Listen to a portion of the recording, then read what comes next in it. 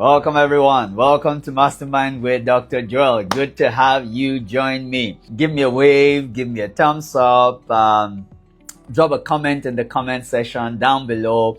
I really want to know you are there. Tonight I'm going to be sharing on why people make poor choices.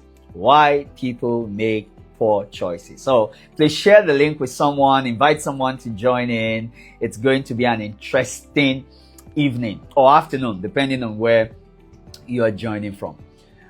Studies have shown, and few behavioral statistical studies have shown that an average person makes 35,000 choices or decisions every day. That is huge. That is huge. All right. So before you start saying, oh, 35,000, let me break it down for you. All right. So there are conscious and unconscious decisions, or conscious and unconscious choices, or what we call conscious and automatic choices.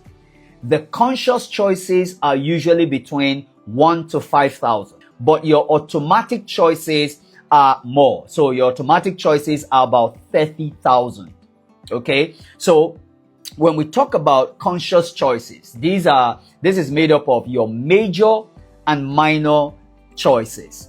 Choices of, career choices, business choices, relationship choices. These are major choices. And then you look at minor choices. For example, what to eat, what to wear to work, several things like that. Okay, the kind of cab to take. These are minor choices. So your major and minor choices are roughly between 1 to 5,000 every day. And then your automatic choices, like you don't think how to sit down. All right. So you just sit down. Okay. You don't think how you walk. You just walk. For those of us who drive, for some of us who drive, there are some routes to the office or your route home which you don't think about. You just drive. These are automatic choices. All these makes up roughly about 30,000 automatic choices. But the choices that shapes our lives are usually the conscious choices. For example, who to marry, where to raise your kids, where to live. All these things shape your experiences. Some minor choices also are very important. For example, what to wear. Your presentation can either deny you or give you access to certain places. So that's why the choice of what you wear, as minor as it may be as a choice, can influence or determine your experience. So that is just an example of how our choices, determine our experiences. It was Albert Camus that said, life is the sum of all our choices. Choices are so powerful. They determine your experience. They determine your life's outcome. So if choices are this powerful, why then do people make poor choices? Poor choices about marriage or about relationship, poor choices about, associations or even certain habits. I'm going to be sharing 6 reasons why people make poor choices. All right. Number 1 is poor quality of thought. The quality of your thought will determine the quality of your decisions or the choices you make. And when I talk about the quality of thought, what are the things that influences the quality of your thought? Number 1, lack of exposure to quality information. It is the information at your disposal that informs the choices that you make. Secondly, is poor parenting or poor nurturing shapes the quality of your thought and your mindset. You cannot make great decisions from a poor mindset. Number 3, weak association. The type of people you associate with, the quality of people you surround yourself with determines the quality of your thought and influences your decisions or your actions. And then, of course, negative content. And this is where negative social media content can, wire your mind in a certain way that the choices are based on the things that you have experienced or seen on social media. I'm going to delve into that pretty much later. So, poor quality of thought or, a negative mindset will make people make poor choices. Number 2, emotional influence. And this is powerful. Emotions such as anger, there's negative emotions, anger, fear, anxiety, worry, envy, jealousy will always make you make poor decisions. I gave an example of someone who, a man who was dealing with serious anger issues, and because of that, out of anger, struck his wife, and the lady passed, resulting him in, in police custody, was tried in court, and was sentenced.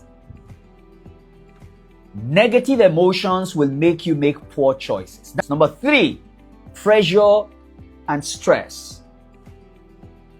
These can impact on your choices. Social pressure, peer pressure, family pressure. A lot of ladies get to face this often. Oh, all your mates are married. When are you getting married? And because of that, a lot of people are falling into relationships or gotten into relationships that they shouldn't even get into in the first place, ignoring the signals or the red flags because of family pressure. Some persons go into fraud because of financial pressure. So these pressures can make you make the wrong decisions or poor decisions, and that's why you must evaluate the circumstances or the situations correctly. All right. So stress, when you're under a deadline, rushing to get things done, you could make the wrong choices. Number 4, short-term thinking. And this is very common. Short-term thinking. People who always are after the immediate pleasure over long-term benefit will most often make poor choices. If you're going to make the right decisions, you must think long-term. Short-term thinking will always lead often to poor decisions. Every choice comes with its consequence, whether good or evil. And we determine the choices that we make. So it means we can determine our life's outcome by the choices that we make. So short-term thinking is a major reason why a lot of people make poor decisions. Okay, so 2 more to go, but I'd like you to also share your thoughts about this, okay, in the comment section. And please make sure you share this link with someone. It's going to benefit them immensely. There are people right now on the crossroad, in between certain critical choices that they have to make. And if they don't consider these things very well, they are bound to make the wrong choices. Number 5, addiction and mental health disorder. It's also a major reason people make poor choices. And this could result from, depression, trauma. You hear things like, all men has come. And this is coming from, a lady who has been traumatized in the previous relationship, who has been jilted and has not healed from it. And because of that, even when an innocent, loving, kind person is coming her way, she will most likely not make the right relationship choice because of such experience, such past trauma. Children who were parented by very toxic parents or in a very toxic environment that has damaged their self-esteem, damaged their personality, will always make poor choices. This is the impact of trauma, this mental health disorder on choices. Of course, addiction. I gave an example when I was sharing, I think, on Facebook, and I said, people who are involved in substance abuse will always make the wrong choice. Very erratic decision. Finally, the 6th reason why people make poor choices is overconfidence. It looks surprising. Confidence is good, but overconfidence will make you ignore the red flags, will make you ignore warning signs, will make you ignore advice or counsel that can help you make the right decision. So these are 6 practical reasons why people make poor decisions.